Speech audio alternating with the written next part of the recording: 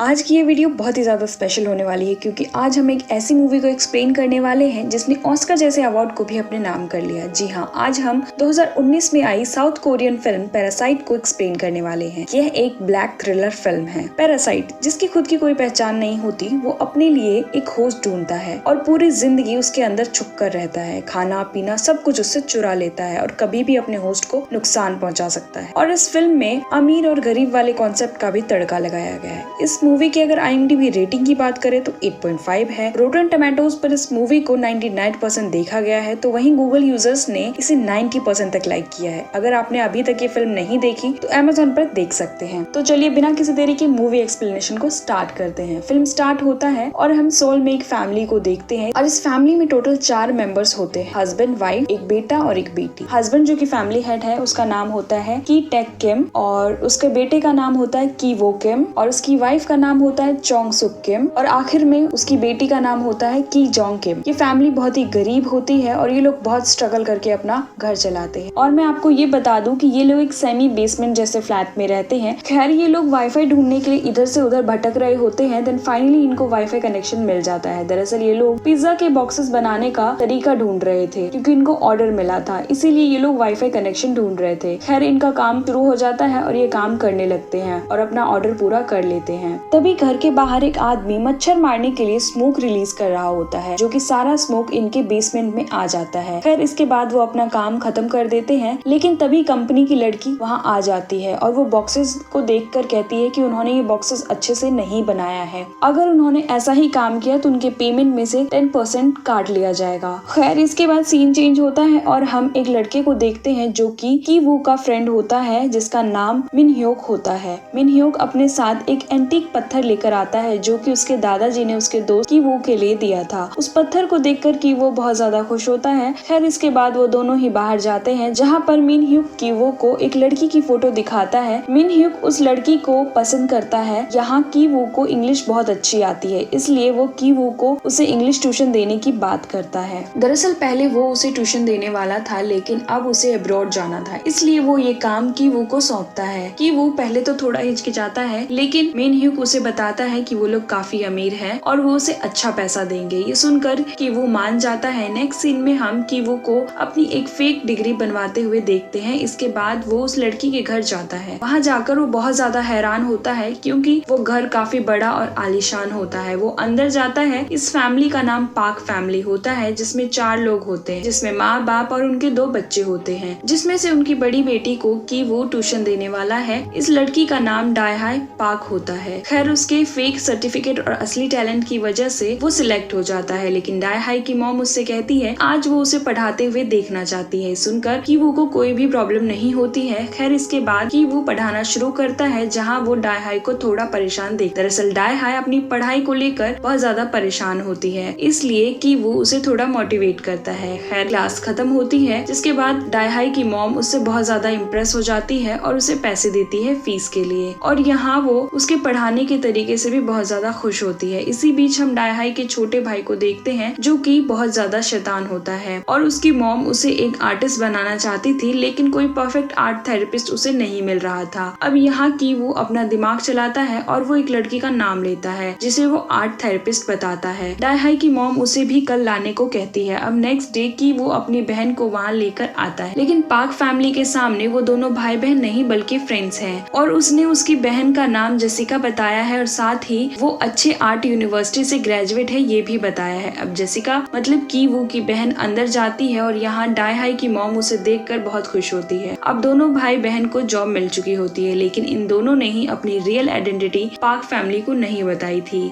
यहाँ की वो केविन के नाम से होता है और उसकी बहन जोंग जेसिका नाम से होती है। खैर, जब की वो डायहाई को पढ़ा रहा होता है तब यहाँ उन दोनों में कुछ बात होती है और इसी बीच वो दोनों किस करते हैं। इसका मतलब डायहाई की वो को पसंद करने लगी। खैर, इसके बाद जेसिका मतलब किंग जोंग डायहाई के छोटे भाई को आर्ट क्लास देती है और यहाँ पहली बार में ही उसकी मॉम उससे इम्प्रेस हो जाती है। खैर, शाम को मिस्टर पाक यहाँ आ जाते हैं, यानी कि डायहाई के फादर, जो कि जेसिका से मिलते हैं। खैर, इसके बाद वो अपने ड्राइवर से जेसिका यानी किंग जोंग को घर छोड़ने के लिए कहते हैं। रास्ते में उसके दिमाग में एक आइडिया आता है और वो अपना प्राइवेट कपड़ा उस कार में छोड़ देती है जो कार ड्राइवर चला रहा था। फिर नेक्स्ट डे मिस्टर पाक को कार में से वो कपड़ा मिलता है, जिसकी वजह से उन्हें लगता है कि उसके ड्राइवर ने उसकी कार में किसी लड़की के साथ फिजिकल रिलेशन बनाया है और उन्हें ये बात पता लगते ही उसे नौकरी से निकाल देता है। और यहाँ किंग जोंग का प्लान कामयाब होता है। अगले दिन वो किम को अपने पहचान का अंकल बताकर उसे ड्राइवर की नौकरी के लिए मिस्टर पार्क से मिलवाती है और यहाँ उसकी भी ड्राइवर की नौकरी लग जाती है। ऐसा ही सब कुछ ठीक चल रहा होता है कि वो की मॉम उसे कहती है कि क्यों ना वो भी उस घर में मेड की नौकरी कर ले, लेकिन किंग वो उसे बताता है कि वहाँ ऑलरेडी एक मेड है जो कि बहुत सालों से वहाँ पर है और वो खानदानी मेड है और उसे निकलवाना इतना आसान नहीं कि वो डाई हाई से उस मेड के बारे में जानकारी लेता है। डाई हाई उसे बताती है कि वो मेड इस जगह पर सालों से है, इवन वो उनके यहाँ आने से पहले से है और वो मेड उनके लिए फैमिली की तरह है। लेकिन इसी बीच डाई हाई इस मेड की कमजोरी के बारे में भी बताती है। दरअसल उसे पीच से एलर्जी है और वो बहुत ही खतरनाक एलर्जी है। अब ये बात को ध्यान में रखते हुए कि वो एक प्लान बनाता है। सबसे पहले वो पीच के थोड़े से बाल को मेड के ऊपर डालता है जिससे कि मेड को एलर्जी होती है और वो हॉस्पिटल जाती है। इसी बीच किम भी वहाँ होता है। जब एक दिन किम मिसेस पार्क के साथ होता है तब किम उसे बताता है कि उनकी मेड को उसने हॉस्पिटल में देखा था। वो उसे बताता है कि उसकी मेड को टीबी है। ये सुनकर वो एकदम हैरान हो जाती है। मिसेस पार्क उससे पूछती है कि उसे ये सब कैसे पता। तब किम उसे बताता है कि जब वो हॉस्पिटल गया था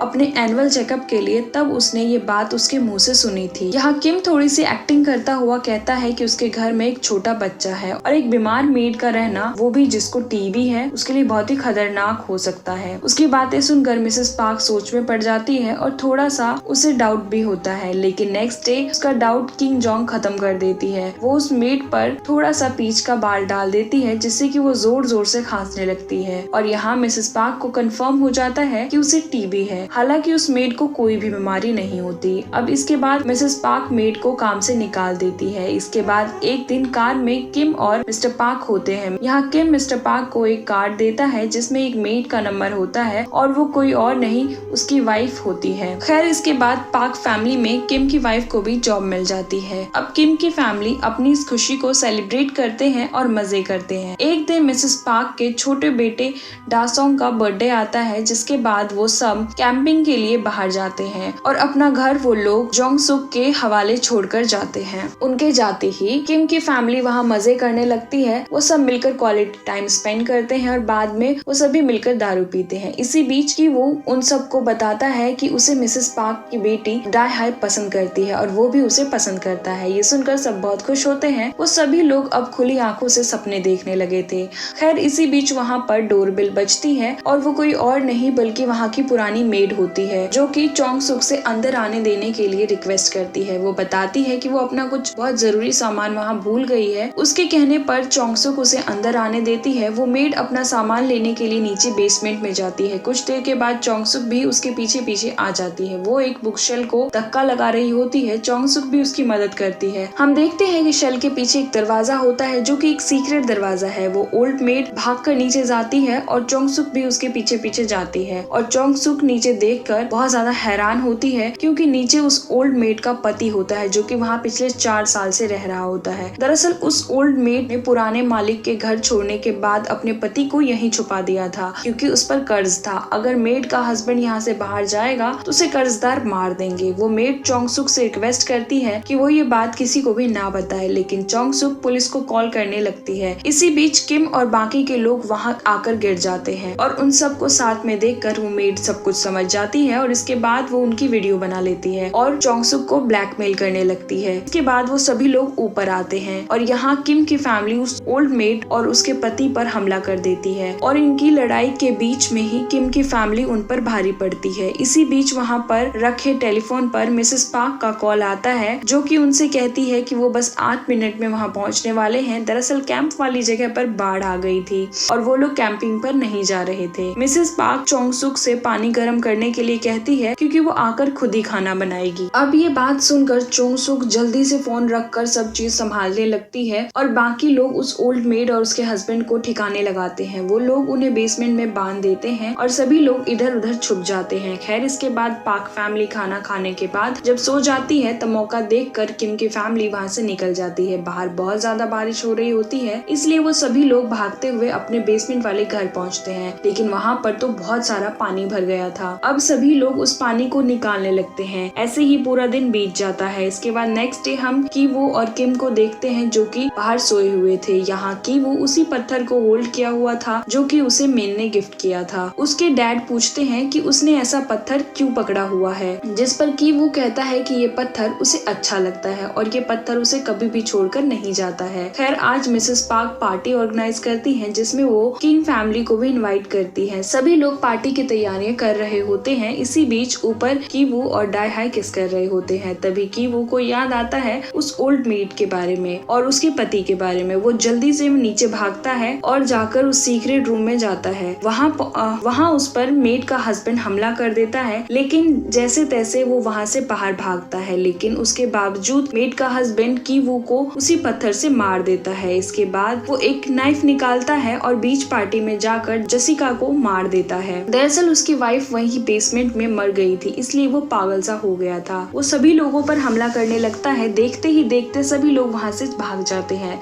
इसी बीच हम डाई हाई को देखते हैं जो कि कीवो को अपने कंधे पर ले जा रही होती है। खैर किम उस ओल्ड मेड के हस्बैंड को मारकर अपनी बेटी को संभालता है। यहाँ मिस्टर पार्क किम से उसकी कार की चाबी मांगते हैं, लेकिन किम गलती से चाबी को ओल्ड मेड के हस्बैंड के पास फेंक देता है। लेकिन जब पार्क उसके करीब जाता है तब उसे बहुत ज्यादा स्मेल आती है और वो नाक बंद कर लेता है। अब यहाँ किम उसे गौर से देखने लगता है कि इतना सब होने के बावजूद भी इसको बस इस चीज की पड़ी है, इसलिए अब किम उसे स्टैब करके मार देता है। इसके बाद किम वहाँ से भाग जाता है। अब सीन 1 महीने बाद पर शिफ्ट होता है और हम कीवो को देखते हैं जो कि हॉस्पिटल में था। वो इतने दिनों से कोमा में था। यहाँ कीवो पूरा ठीक होने के बाद कोर्ट में सुनवाई पर जाता है, जिसमें उन पर फेक सर्टिफिकेट लगाकर नौकरी करने का केस लगता है। खैर वो सजा काटने के बाद घर आते हैं। अब किंग जोंग उनके बीच नहीं थी और साथ ही उसके डैड भी लापता होते हैं। कीवो अपने डैड की तलाश में इधर उधर जाता है। एक दिन वो उसी घर के बाहर खड़ा होता है। हम देखते हैं कि किम अब उसी घर के बेसमेंट में रह रहा है। वो वहाँ की लाइट जलाता है और अपने बेटे कीवो को मैसेज देता है। साथ ही बाद में उसे उसका लेटर भी मिलता है। उसमें लिखा था